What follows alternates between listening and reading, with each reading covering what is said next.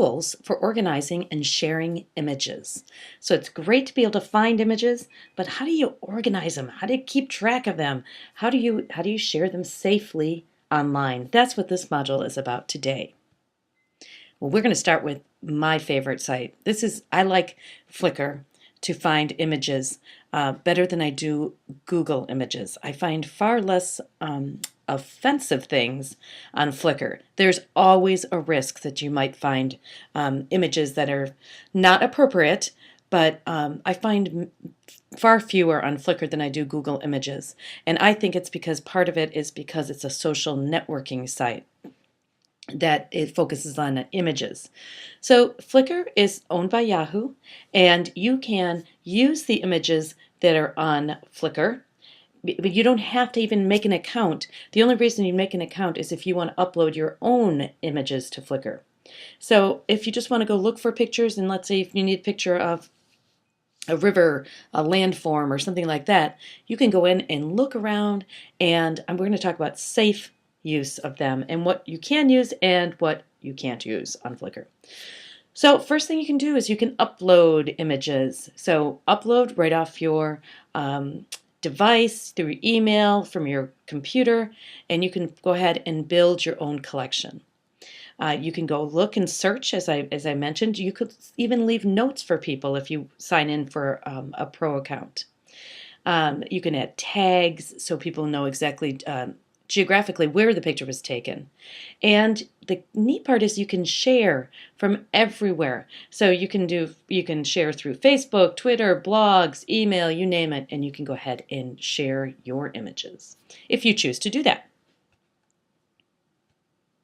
This is an example of some of the images that I have uploaded. Here's a beautiful vacation, a skiing vacation. And this is what it looks like. You can just go ahead and see the photo stream, they call it. I have 40 images in my photo stream. And you can go ahead and look through a slideshow. Very often if I find an image that's similar to what I'm looking for, I'll look through the photo stream to see if there's more images available. Now, this one is this is my image, and you can tell because it's under my account, and I've logged in and uploaded this image. Up in the upper left-hand corner under Actions, you can go ahead and select the image size to go ahead and download. And we're going to talk a lot about this. There's some images that you can download for free. Go ahead and use, and they're licensed to do that. And there are some images in Flickr that are copyright only. So here's my photo stream, and of course you can click on the picture to make them larger or smaller. You can turn on or off the comments. I can see nobody's commented. There's my little, she's not a puppy anymore, but there she is in the bottom right corner. And so you click on them and you can go ahead and take a look. This is the key. This is very important for us to teach, to model, to review and practice. This is the advanced searching. So to get here, you go from the search button in the upper right hand corner. You can see the search. Click on search, and then there's a choice for advanced searching. And this is what the advanced search looks like. So let's stop right here. Before we talk about images, make sure you never, ever, ever, ever, ever, ever search for images while connected to a projector. Bad things can happen. Don't do it. Okay, so always on most of your projectors there is a freeze or a black screen. Employ that little technology before you go and look around.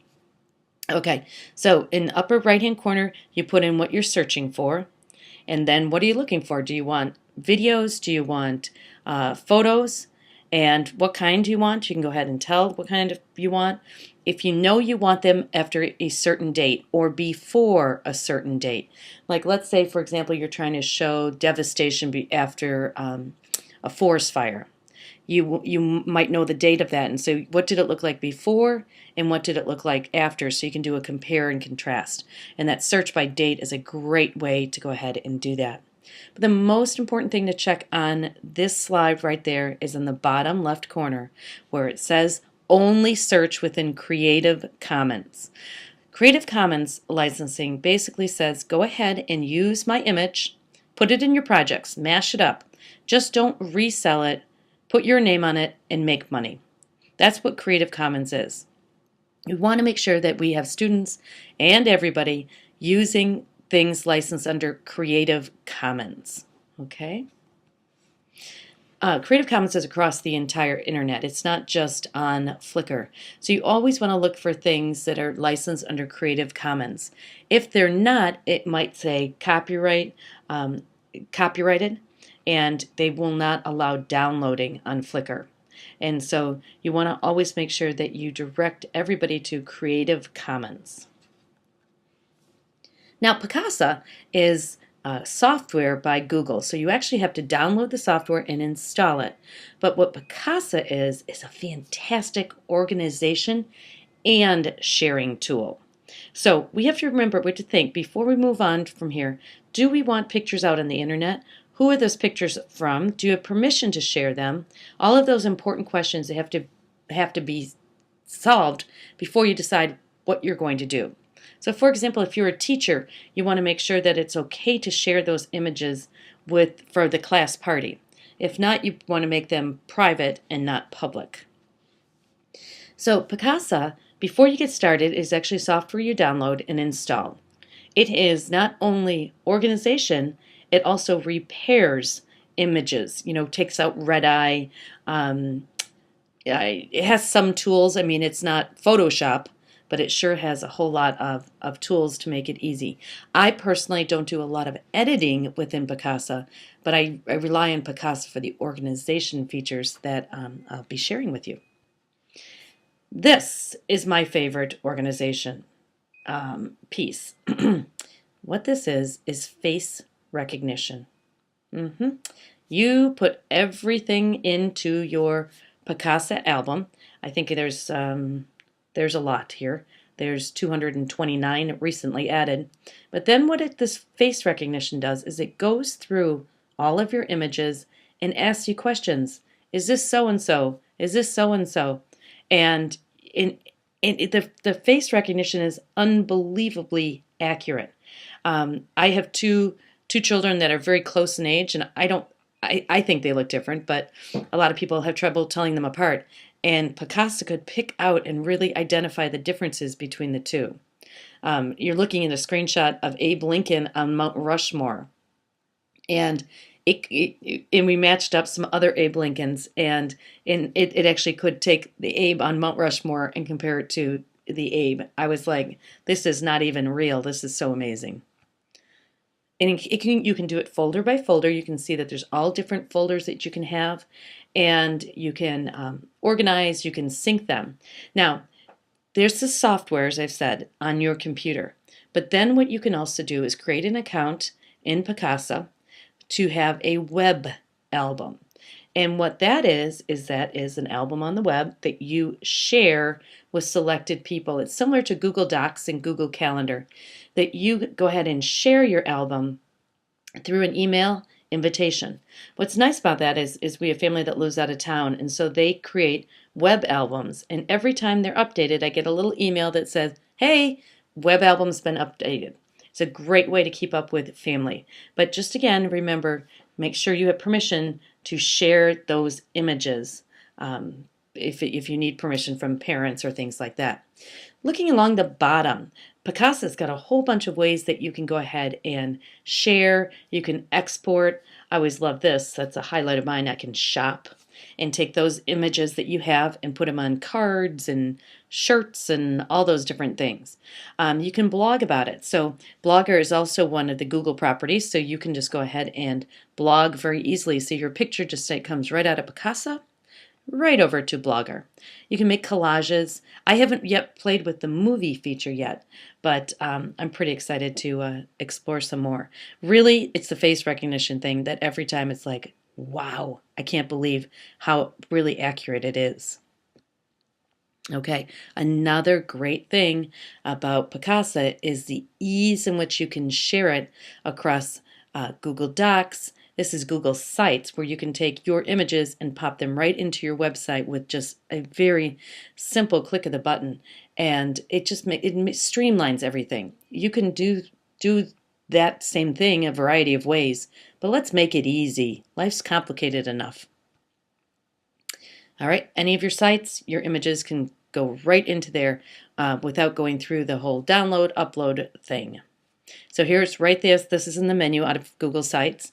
Add a folder file, import it to your web album, iPhoto, because I happen to be on a Mac. So you have lots of different options there.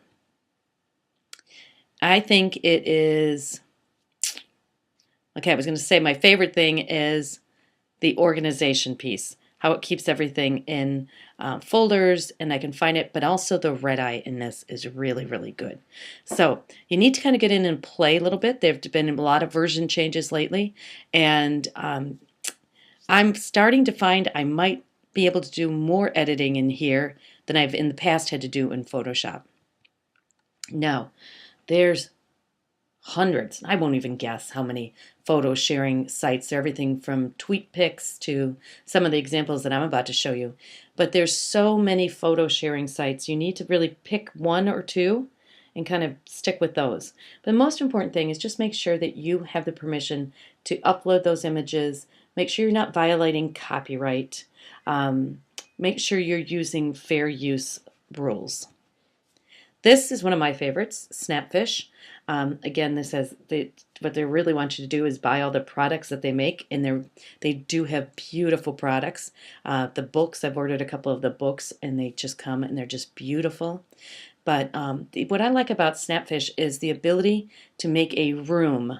So my boys were on a team, and we wanted to have everybody put their pictures up into the room, and people could then pick out what they wanted. So we weren't running around going, who wants reprints? Who wants this one? Everything was in the room, and people could download or print on their home computers the images that they wanted. But again, just like all the other things I'm talking about, who do you want invited in? And make sure that it's as secure as you want it to be. So Snapfish, this one is owned by HP. Here's some, I'm not sure what these pictures are from. Oh, I know who these are. This is from my friend's R&R album, and they were shared. And again, you can order the album, you can order prints. They have sales all the time. I get email all the time about really discounted prints. They do things like photo stamps and anything that a picture could be on. I think they have it in the shop.